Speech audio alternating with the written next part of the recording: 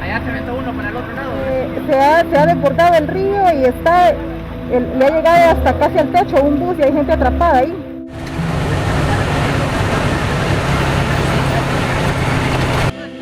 El bus siempre salía a las 5 de la tarde.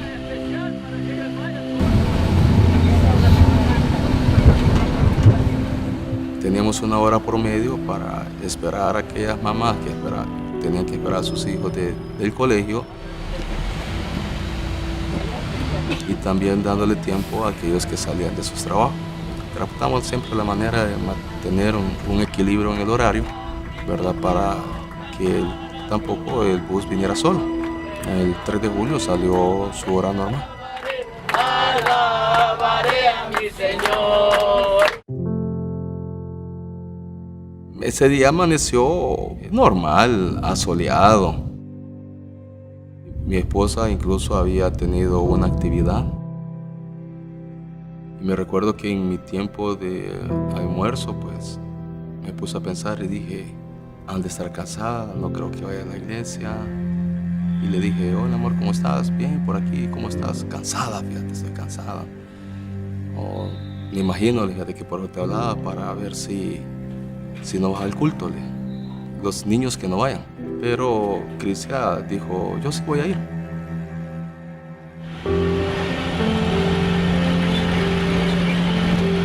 Ya al momento que se comenzaron a subir mis otros amigos, los otros hermanos, ya comenzamos a hacer los grupitos que siempre se hacen adentro, ¿verdad? Comenzar a platicar, cómo nos vi entre semana. Vivíamos en un lugar prácticamente cerca todos.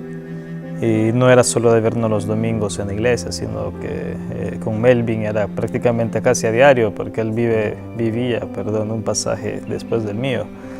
Así que nos saludábamos mañana, tarde, noche, si nos mirábamos en la colonia.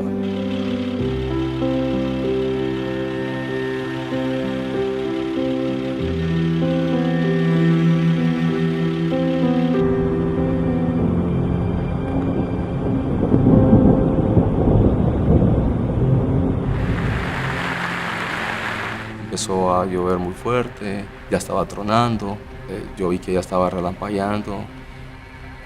Mi esposa dijo, cenamos ya, y le dije, ya va a venir Cris, esperemos a que venga. Que teníamos esa costumbre de comer siempre juntos, esperar a que el último llegara. Entonces por eso era obligación llegar lo más pronto posible, si no, comíamos más tarde.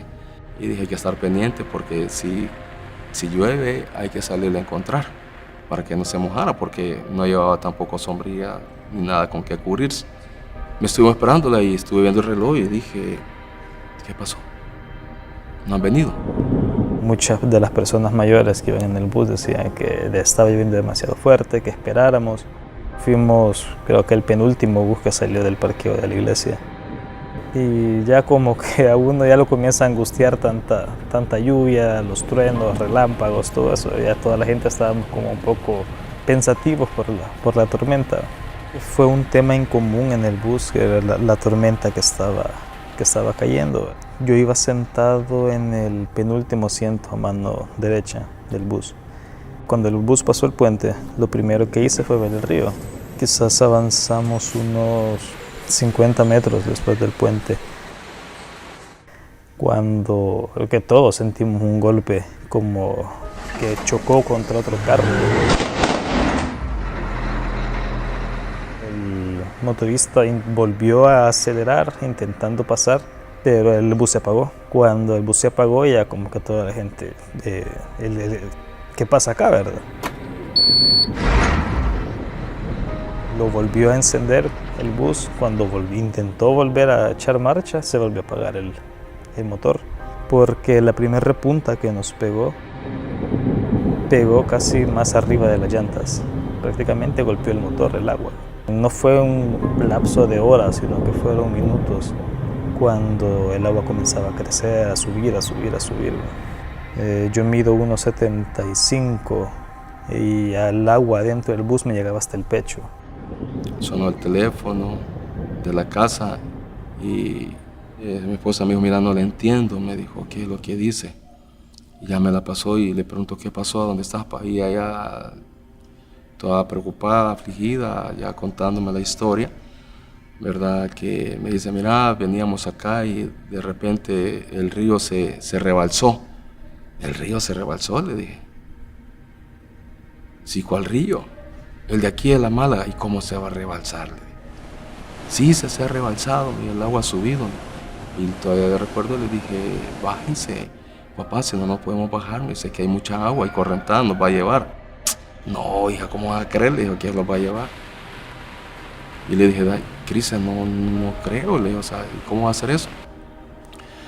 Y al oírlo ya ella preocupada, con su voz bien quebrantada, oír gritos de otros hermanos, o escuchaba a otros orando, decían, oremos, Dios nos va a sacar, y diciéndoles, Señor, ayúdanos. Dejé de escuchar un momento la voz de ella para poder tratar de escuchar el entorno de ella. Y le digo a mi esposa, no sé qué pasa, pero yo voy a ir.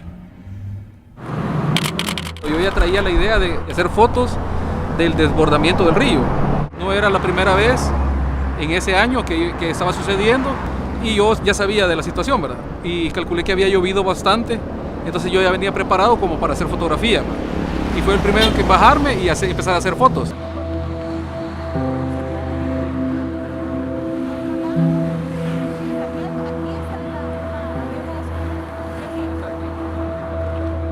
Yo trabajaba como videoperiodista en el diario. Yo no tenía mi vehículo y mi esposo me fue a traer. Cuando nosotros pasamos, el agua nos pegó en el bumper del carro, o sea, el río ya se estaba saliendo. Lo que hicimos nosotros fue que como el agua ya estaba subiendo, nosotros invadimos el carril contrario y bueno, de suerte no venía nadie en dirección contraria, nosotros nos metimos en ese carril, salimos y el vehículo de atrás también salió, ya igual que le pegaba el agua, pero el bus ya no. Yo me regresé yo al carro y le dije yo, se está desbordando. Pues sí, ya se desbordó. Yo lo que hice fue sacar mi cámara de video. Desde donde nosotros estábamos, obviamente, veíamos todo, ¿verdad? No nos imaginábamos en ese momento cuántas personas había en el bus. Comenzó a llover alrededor de las 6:30.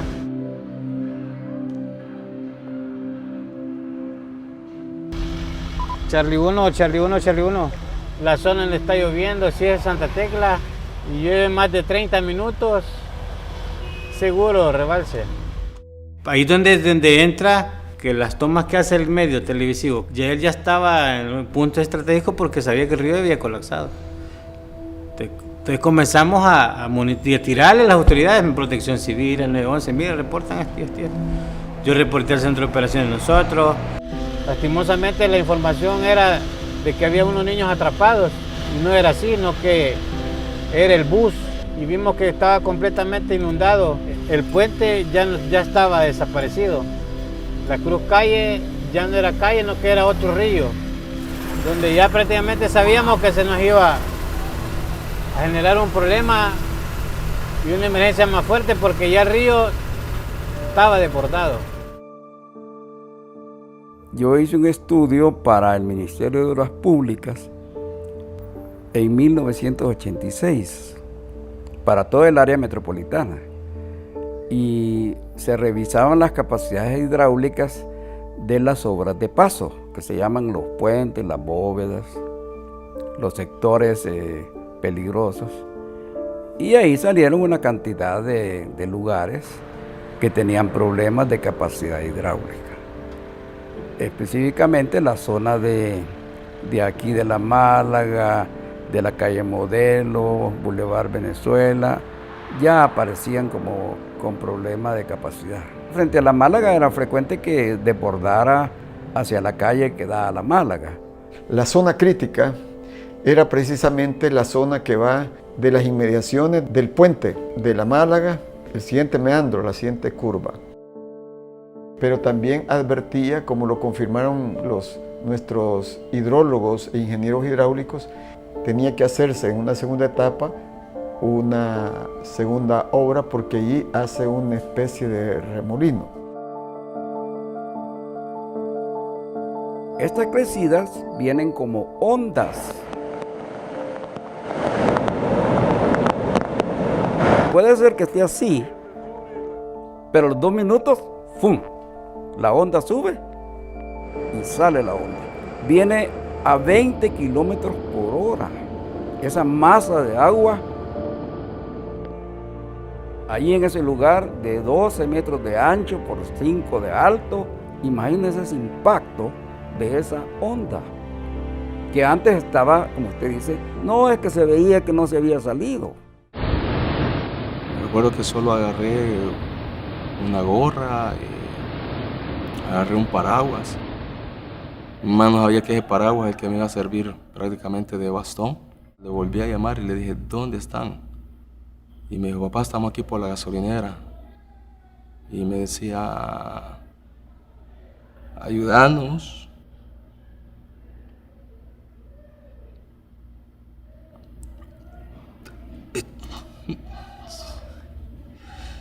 Creemos que solamente nos va a venir a sacar, papá, apúrate.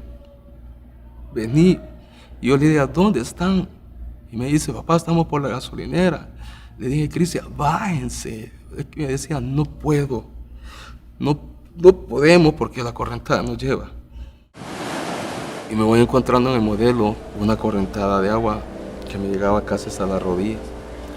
Hasta que llegué a un centro de formación, mis piernas ya no dieron más. El agua me llegaba prácticamente hasta aquí. Solo sentía que avanzaba y que avanzaba. Me agarraba de balcones, me agarraba de puertas. No importaba de dónde agarrarse, lo importante era avanzar. Comenzamos a ver qué podíamos hacer, ¿verdad? Y a Melvin fue, mira, hay que ver que alguna forma de llamar la atención, me dice. Así que me dicen, voy a salir por la ventana. Recuerdo porque incluso seguía lloviendo y le costó bastante salir porque uno se deslizaba por el hierro. Desde abajo lo estaba empujando yo para subir y sí, él fue el primero quien subió al bus. Antes de que lo topara al muro, el bus estaba con el agua hasta el vidrio. O sea, tenía una altura de unos 90 centímetros quizás, 90 a 1 metro. O sea, nosotros veíamos que estaba veíamos al motorista, yo alcanzaba a ver al menos a una persona más adentro del bus, hasta que vimos que alguien se salió por una ventana al techo del bus. Entonces se sale un muchacho y luego ayuda a otro, se salen como por la última ventana del bus, se paran en el techo del bus. Y ellos lo que intentan hacer es amarrar el bus desde un pilarillo de la ventana a un poste. Obviamente la fuerza del agua y la fuerza el peso del bus no iba a ser suficiente como para que eso lo detuviera. Allá se aventó uno por el otro lado, Vamos, que le están ayudando a aquel lado, Se aventó uno por el lado de la pared. Pero ya al momento que yo salté, recuerdo que casi en el aire ellos me agarraron de la mano. En lo que yo caí en la saliente, ellos me subieron. Los amarramos a las divisiones de las ventanas del bus, pero quizás duraron 2-3 minutos y se reventaron por la fuerza que estaba ejerciendo el agua sobre el bus, ¿verdad?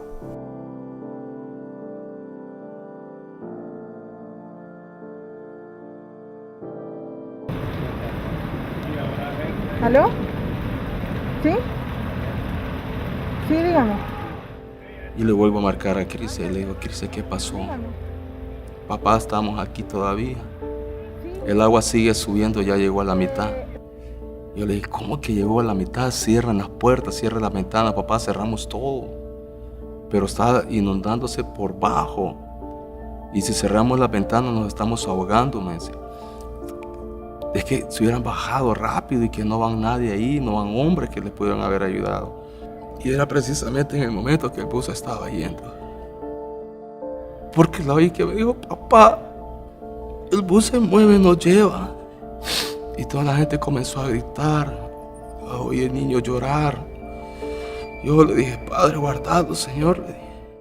Ya está moviendo el bus. Ya se va. Está moviendo. Dígame. El bus. Sí, sí. se ha desbordado el río y le ha llegado hasta casi al techo un bus y hay gente atrapada ahí. Y ahorita la correntada está arrastrando al bus. A ver, ¿dónde le digo? ¿Dónde? Por la Málaga, sí, por la Málaga. Sí, por la Málaga.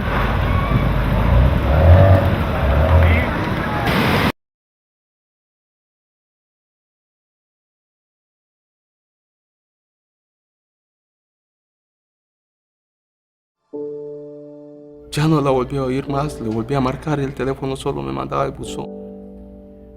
Tenía aquella esperanza que yo pudiera auxiliarla a llegar a decirle aquí estoy.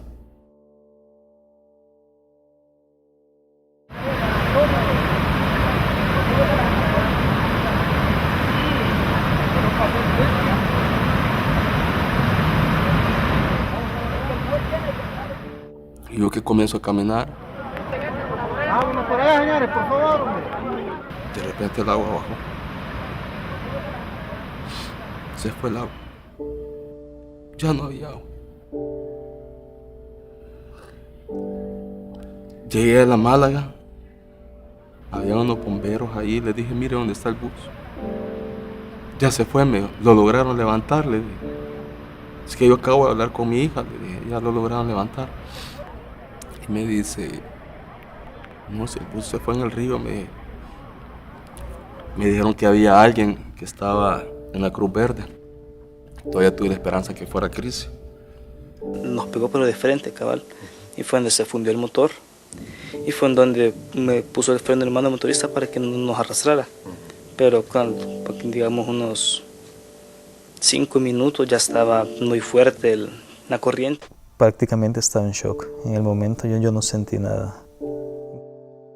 Personas con las que yo crecí en la iglesia, las miraba desde hace muchos años, porque habían tenido que ver muerto de esa forma. Y Fabricio solo se me quedó viendo, de tiro en llanto. Lo abracé. Y le dije, ¿qué pasó, papito? Le dije, ¿cómo está? Y me dice, hermano, no pudimos hacer nada, me dijo. Se fueron todos, me dijo. Recibí una llamada de el que era el gerente administrativo de la iglesia en esa época. Y la llamada fue un poco confusa porque él lo que me dijo fue que un bus de la iglesia se había extraviado. También me pareció extraño porque se puede extraviar un niño, se puede extraviar un anciano, pero que se extraviara un bus. Pero yo creo que él tampoco tenía una claridad. Y luego pues el agua fue descendiendo y en la medida que fue descendiendo, pues los socorristas ubicaron con sus luces que había el cuerpo de una hermana que estaba atrapada junto con los restos del autobús que habían quedado en la columna central del puente de la 15 Avenida. Ya al amanecer volví acá al lugar y llegué justo en el momento cuando la grúa estaba levantando el autobús. No estaba el motor ni el chasis del vehículo, sino que era pues solamente la parte de las láminas, ni siquiera había asientos, era solo como el envoltorio, podría decir, de puras láminas. Esa noche, los cuerpos pues que habían sido recuperados, se hace la velación.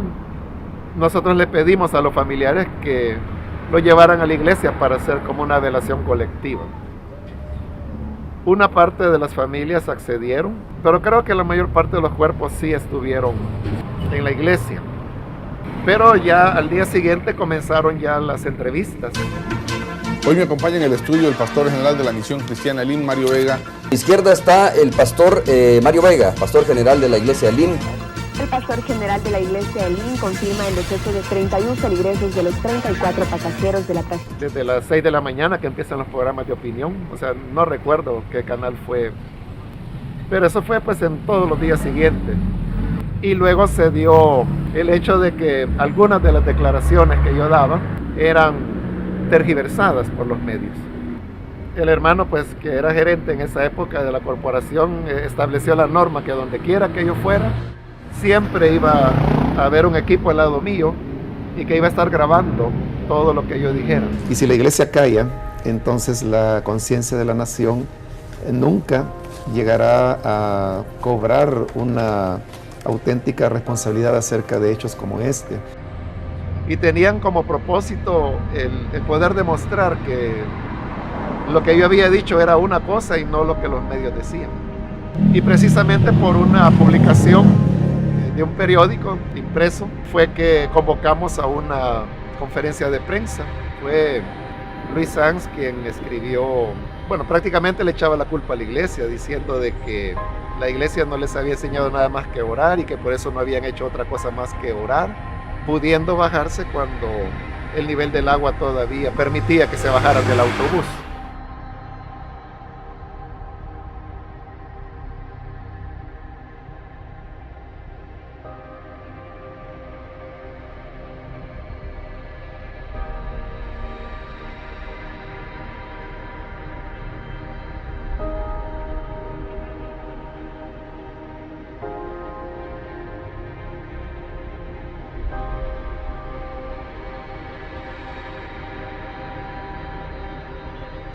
No hay ninguna respuesta, nadie responde a los teléfonos que se llaman de emergencia. Empecé a los vecinos a decirles que nos regalaran lazos, que nos dieran lazos para poder nosotros amarrar el bus. Está triste ver cómo moría la gente y nosotros no poder hacer nada. Y los medios informan sobre testimonio de algunas personas que dicen pudieron haberse bajado, pero no lo hicieron. Nunca hubo la oportunidad de poderse bajar. Estamos muy 100% seguros que la cantidad del agua, la cantidad de fuerza que tiene el agua, no se podía hacer nada. Y es ahí donde una periodista hizo la pregunta que si nosotros responsabilizábamos a alguien de lo que había ocurrido. Obviamente que mi deber como procurador era iniciar una investigación, porque estábamos frente a una violación grave al derecho a la vida, al derecho a la integridad, a la seguridad de las personas por las condiciones del lugar. El licenciado Oscar Luna, en esa época, que se hizo presente la mañana del 4 de julio y que ya no soltó el caso, sino que le dio seguimiento hasta que llegamos al momento cuando él hace su pronunciamiento, que es la publicación del informe especial de la Procuraduría para la Defensa de los Derechos Humanos, que fue la única investigación que yo conozca que se haya hecho acerca del caso. Se establecieron recomendaciones al ministro de Obras Públicas para que realizara obras de mitigación en ese lugar, porque ahí no había nada realmente. Al ministro de Medio Ambiente, porque esto tiene que ver también con el tema medioambiental, ¿verdad? Para que hiciera una investigación también exhaustiva sobre los proyectos que causan daños al medio ambiente, porque de alguna manera también se... Pues en el momento uno pues ata las informaciones, los datos que tiene, y entonces no me fue difícil pues entender de que sí había una responsabilidad detrás de eso. Posterior a los huracanes vino ayuda internacional, hubo créditos mucho antes para esto, nunca destinaron un fondo para esto. Cuando yo llego no había nada. Lo que pasó en aquel momento es que no atendieron el sentido de contingencia que tenía esa amenaza de la Málaga, que era el punto de más alto riesgo. Lo que sí estaba clarísimo, al pegarle una mirada a los puntos críticos de la quebrada, prioritariamente, lo que tenía que haberse trabajado desde antes con un sentido de contingencia era la Málaga. Ya ese era el punto más crítico. Y nunca se le dio tratamiento. Y allí se mantuvo un puente bien angosto y muy bajito que se había convertido en uno de los puntos de más alta vulnerabilidad de la ciudad. No sé si se le puede llamar omisión, pero lo cierto es que el Estado no hizo lo que tenía que hacer desde el punto de vista preventivo. No hizo. Y eso sí me parece a mí grave. El Estado pues quería evadir su responsabilidad y adjudicársela al motorista, que había sido una imprudencia de él. Incluido el motorista, que según algunas versiones desatendió el consejo de buscar otra ruta porque el río ya estaba crecido. Mucha gente dice, no, un bus X ruta pasó y les avisó que el río ya estaba crecido. Incluso años después platiqué con muchas personas que manejan en esa ruta y me dice que ya a esa hora ningún bus pasa por esa zona. Y la investigación llevaba consigo entrevistas a vecinos de la zona y miembros de la iglesia que estaban expresando su indignación ante lo que había pasado. Luego pues se siguió una serie de diligencias, se pidieron informes a las diferentes autoridades, se pidió informe al ministro de Gobernación, a Protección Civil, a la alcaldía, al Ministerio de Obras Públicas, a donde yo recuerdo que se pidieron informes para que dijeran realmente qué es lo que había pasado en ese lugar. Yo tenía una entrevista con Megavisión y como llegué varios minutos antes, ahí estaba un periódico y yo lo agarré y comencé a hojearlo. Y hojeando el periódico es que yo veo la publicación, entonces a mí me sorprendió, porque obviamente no era del IN, sino que era la publicación de un pastor de zona sellado con el sello de esa zona, ¿no? Y no el sello oficial de la misión. Pastor, muy buenos días. Buenos días y es un gusto poder estar con ustedes para compartir con los televidentes. Bueno, entonces tuve que pasar ya al set y comenzó la entrevista, pero afortunadamente fue el mismo Ernesto López quien me dijo, ustedes publicaron este día un comunicado en el cual agradecen al presidente. Y eso pues a mí me dio la oportunidad de decir, no, ese no es una publicación nuestra, es una publicación espúrea. Y entonces él me dijo que tenía el nombre del IN y que tenía el sello del IN, pero yo le dije, ese no es el sello oficial del IN.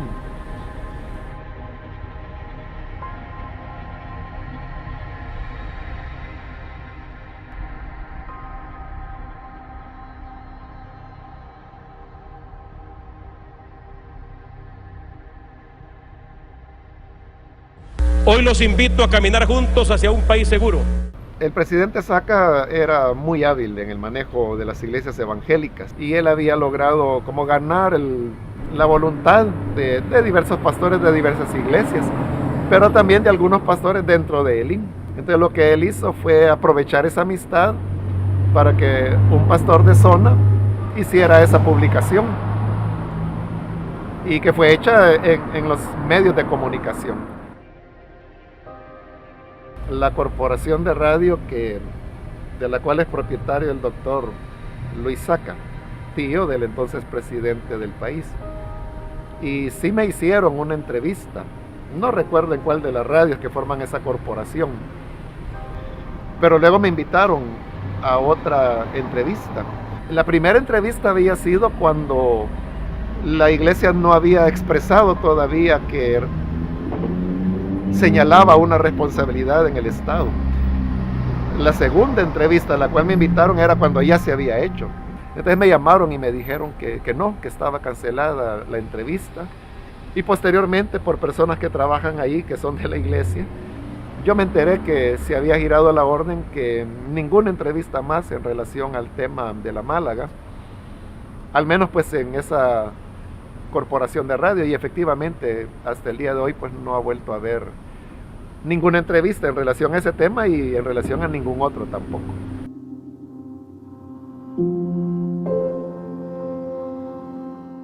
En la mañana pues ya teníamos noticias que había encontrado unas señoritas también ahí por esa zona de la chacra. Fui a ver si era ella, pues no era ella. Era la hija del hermano. Y desde ahí comenzamos a buscarlo. Me recuerdo que incluso hasta los bomberos decían que iban a armar brigadas, cuadrillas de búsqueda, que iban a barrer el terreno, que iban a barrer el río. Nunca lo vi. Sino que ahí con el papá de Melvin, con Daniel, una hermana, mi cuñado y yo, andábamos buscando.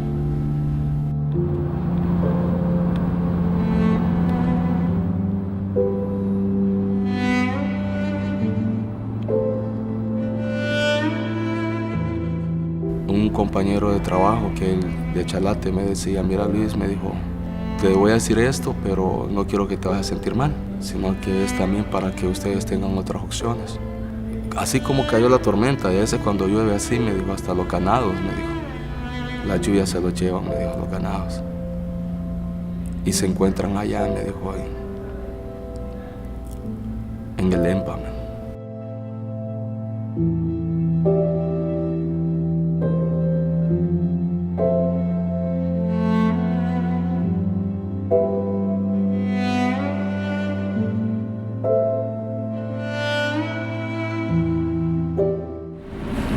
Lo dejó. Lo dejé atrás, ¿verdad? Sí, lo dejó atrás. Es una entrada que, bueno, ya en aquel tiempo había como un pasajito, la que está encementada. Sí. Ese es, ¿verdad? Ese.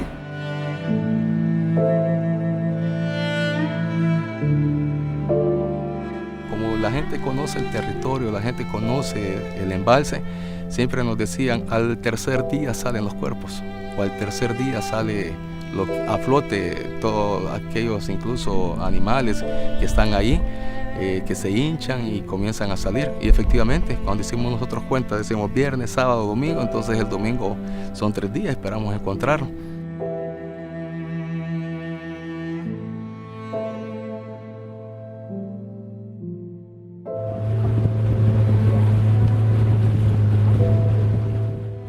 Generalmente lo que los lugareños nos decían, que muchas veces los cuerpos quedaban atrapados entre las ninfas o quedaban atascadas, atrapadas en alguna isla. Entonces esos eran los primeros lugares que nosotros buscábamos, porque sabíamos que en la noche había llovido.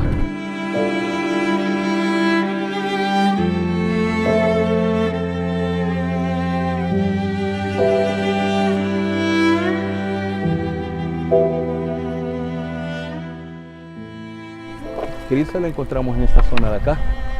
Ustedes pueden ver esa parte de que se ve como tierra, es hasta donde llega el nivel del embalse. Entonces el embalse se llena mucho más, ¿verdad? Pueden ver ustedes toda la basura que deja, y esta zona prácticamente es donde los cuerpos vienen a caer casi siempre, y los animales incluso vienen a caer en este lugar, como que prácticamente es el desagüe del embalse. Entonces sube a este nivel, rebalsa todavía un poco. Entonces en esta zona prácticamente donde Cris estaba realmente ya había salido a flote desde la Málaga.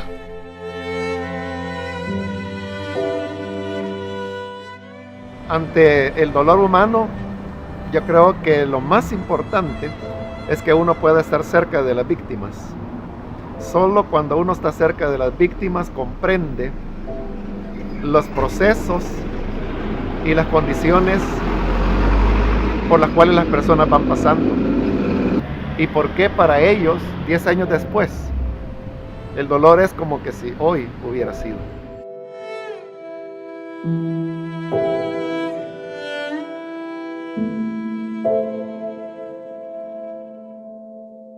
El ministro de Obras Públicas era ya el licenciado Jorge Nieto.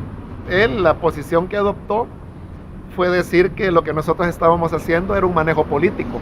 Ellos no aceptaron por el hecho de que era una pérdida política. Entonces la tragedia de la colonia Málaga vino a ser un quiebre en ese capital evangélico político que él había logrado construir.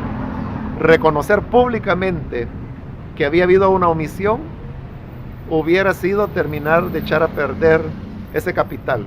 Entonces, esa fue la razón por la cual durante su gobierno no hubo reconocimiento de la responsabilidad. Ellos sabrán cuáles eran sus prioridades, y se asignaban fondos para esto, para lo otro, pero que sí era necesario que se hiciera algo ahí.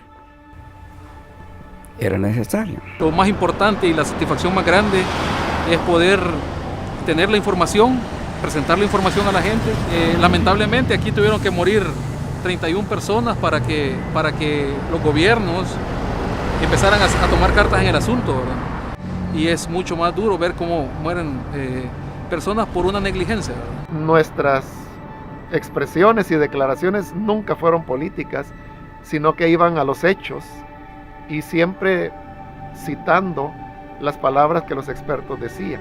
Cuando el licenciado Nieto dijo que era un manejo político, pues era obviamente evadir la responsabilidad que en buena medida caía sobre él, porque él era el ministro de Obras Públicas encargado de hacer las obras de prevención que no habían sido hechas. Hay que recordar que en esa época ni siquiera había una barda de protección. No había barda, la barda se hizo despuesito. Y por cierto que recién hecha se volvió a caer. La barda no reunía las condiciones para soportar esa violencia del golpe. Y el sentido común de los vecinos y de toda la gente en esa época era por qué, si se había hecho en la parte más extensa, que viene casi 1 kilómetro río abajo, por qué no se había hecho en los 200 metros que quedaban pendientes. Habían dejado allí, no lo continuaron hasta allí. Que no, ¿verdad? Porque ahí lo que nos dejaron es un embudo. Hace falta que tengan más consideración en los problemas, porque fíjese, señorita, mire aquí, nosotros comentábamos eso, porque habían arreglado allí, a este lado no, hubieran evitado mucha muerte. No por una falta de planificación, porque el arquitecto Alessandro Correa, que fue el que hizo el estudio para las obras de mitigación, él había hecho especial énfasis que el punto crítico era exactamente donde se provocó el desborde del Arenal Montserrat, que este era el punto crítico y sin embargo no se hizo nada. Estos casos que son prácticamente como una muestra de lo que está sucediendo, amigas y amigos, lo que estoy hablando esta mañana, este día, en esta fecha, es una prevención. No queremos que con el aumento de esta época lluviosa que va a ser más fuerte que otros tiempos, con los problemas de cambio climático, no queremos que ocurran más desastres ni más muertes. Siempre estamos tratando la manera de involucrarnos precisamente para que esto no se olvide, y no se olvide en el sentido de que hagan algo, porque el proyecto, digamos el trabajo que estamos tratando de realizar es eso, que se haga el trabajo. Vino el ministro de Obras Públicas y nos dijo que iba a ser un fraguado, pero dos años después no se ha hecho nada. Donde el gobierno ha invertido y ha hecho obras de mitigación, hemos garantizado una capacidad superior a 3 veces a la que tenía anteriormente. Primero se estableció responsabilidad, primero el presidente de la República.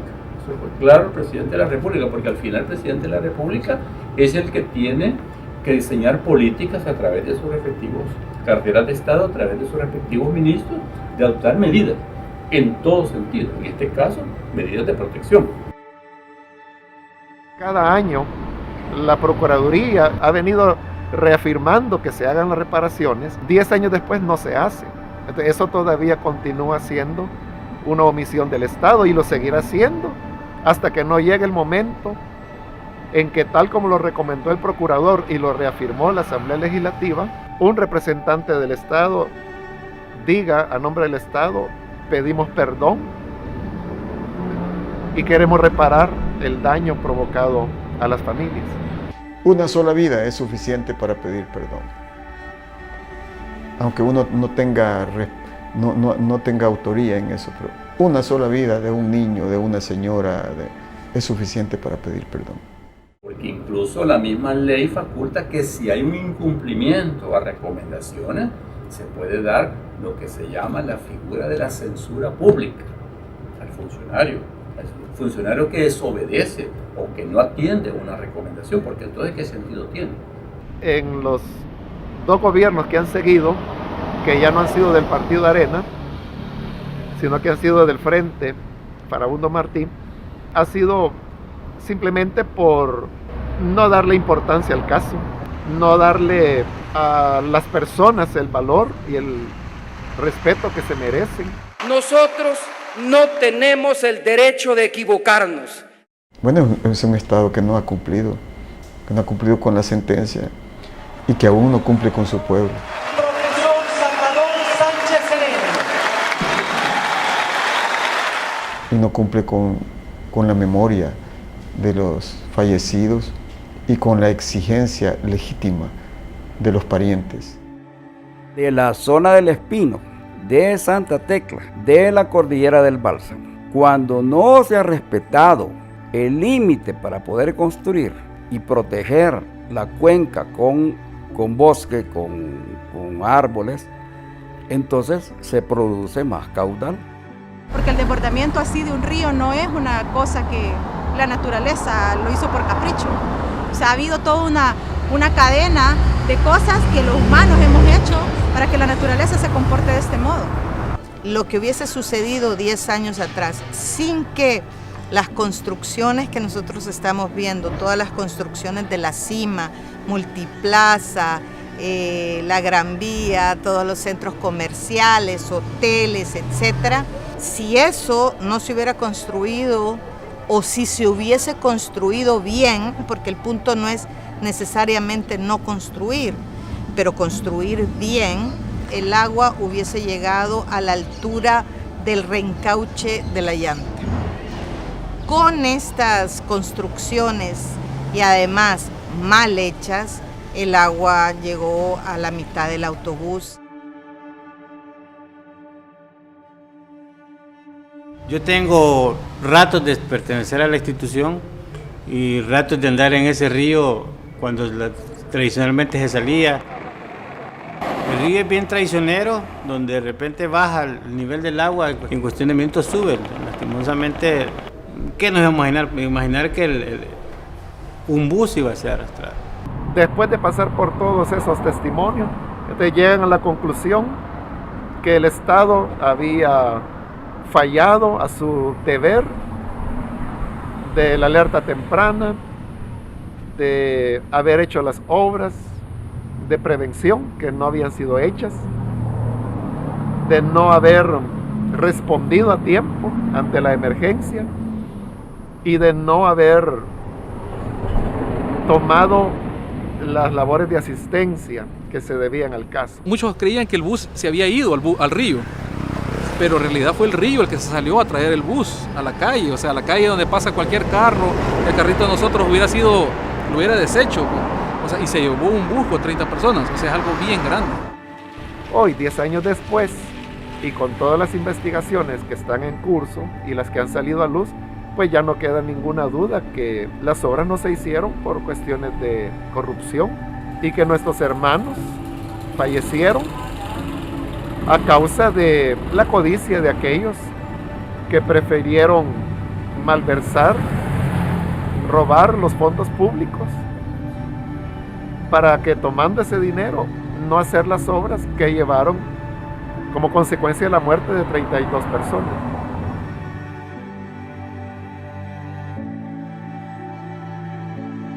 Fue injusto porque había un proyecto hidráulico, había un estudio, habían fondos que se habían otorgado para eso. Entonces no se ejerció la labor, no se ejerció el proyecto, al contrario, hubo fraude, hubo robo de fondos públicos que estaban asignados. A medida que el tiempo pasa, hay cada vez menos claridad de qué fue lo que ocurrió. Y yo lo puedo notar en que en cada aniversario en que los hermanos y hermanas que perdieron a sus seres queridos vienen a este lugar, todos los años yo he venido a acompañarles y siempre vienen medios de comunicación. Pero en la medida que el tiempo pasa, yo veo como los periodistas cada vez saben menos del caso por las preguntas que hacen. Eso me hace ver a mí que si los periodistas se presume que son las personas más informadas de la sociedad y cada vez saben menos, entonces la gente común, el ciudadano de a pie, pues de igual manera cada vez sabrá menos. Había una cadena de sucesos que nos decían que no había sido simple casualidad el que nosotros estuviéramos aquí para captar estas imágenes. Dios no hace las cosas al azar. Obviamente tenía un propósito y creo que el propósito está bien claro en un mensaje, que quedó un mensaje grabado. Quizás 15 minutos habían pasado cuando llegó la primera persona de la prensa y me dice, nosotros vimos todo, me dice. Y años después me volví a topar con esas personas y me dice, no cabe duda que todo eso ya estaba planeado, me dice, porque han pasado muchísimas tragedias, pero nunca había estado alguien que la grabara. Me dice, en el lado nosotros estábamos nosotros que somos prensa, me dice, estaban 2 patrullas de la policía y todos estábamos viéndome. Testigos hay muchísimos.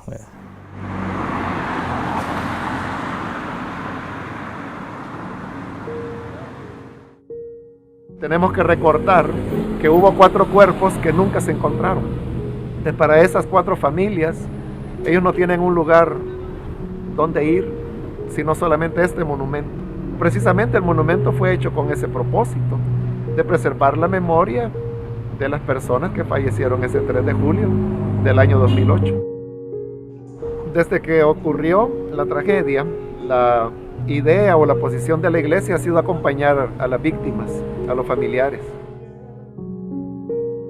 Esta reunión es siempre pues un esfuerzo por hacer memoria a la sociedad de el valor que tenían los seres humanos que aquí fallecieron, ya que la dignidad y el valor de la persona humana no está en lo que se tenga o en lo que se sabe, sino que en el mismo hecho de que hemos sido creados a imagen y semejanza de Dios.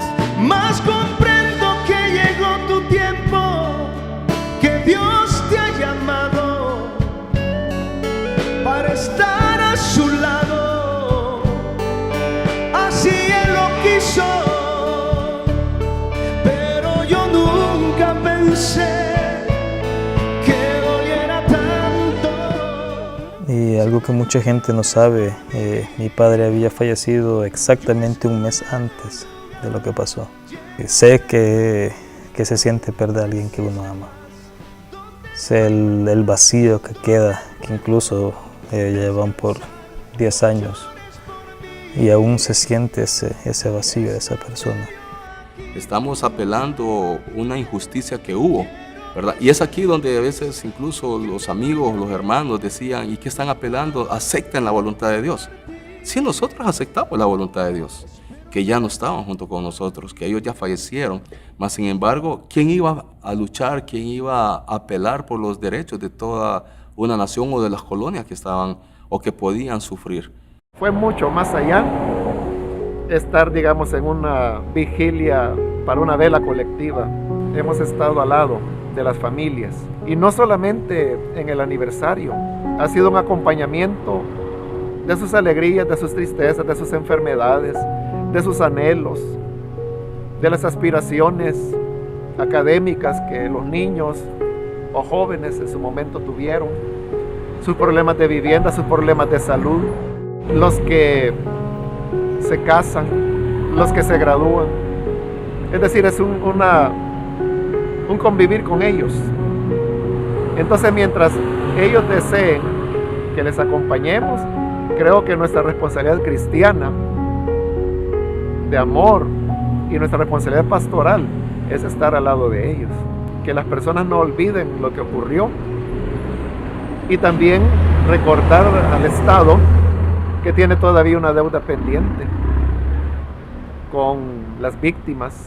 Son 3 familiares, mi hermana menor que se llama Jocelyn Abigail González Peña, mi prima Brenda Esmeralda Hernández Cubillas y mi tía Gilma Alejandra Cubillas Hernández. La tuve un tiempo, ¿verdad? Y hoy ya no la tengo, bueno, y, la extraño mucho. Que ella era la que me ayudaba más en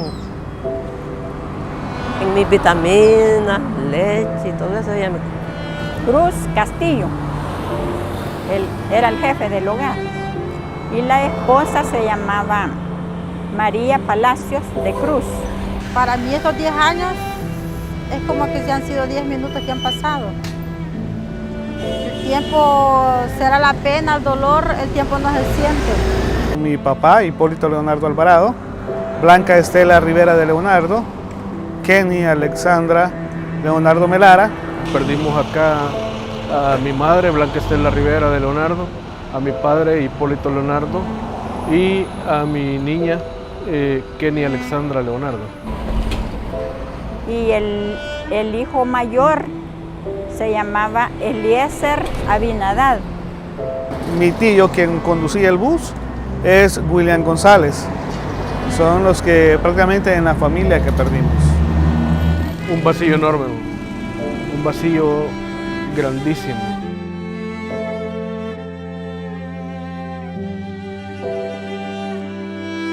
Para nosotros fue un ejemplo, hasta ahora es un ejemplo, porque era bien amadora del Señor, servicial.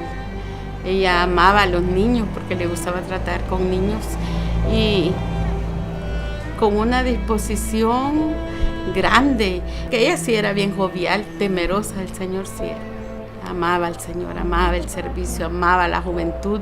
Ella quería hacer todo para el Señor, va. Yo hay momentos que siento que todavía vive, va. Pero yo digo que se ha ido de viaje, y es cierto, porque está en otro lugar, pero de veras que a mí me hace falta todo.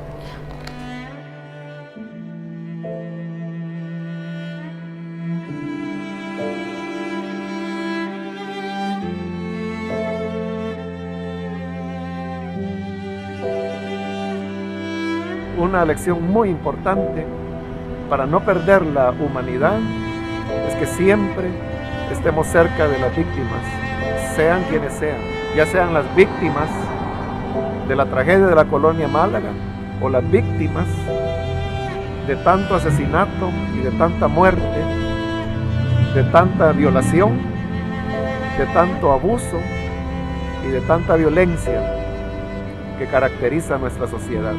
Tenemos que estar con las víctimas, y al estar cerca de las víctimas, entonces sabremos cuál será nuestro lugar como cristianos. La vida no tiene precio, la verdad no tiene precio. ¿Verdad? Algo que Dios nos da la vida y es amor.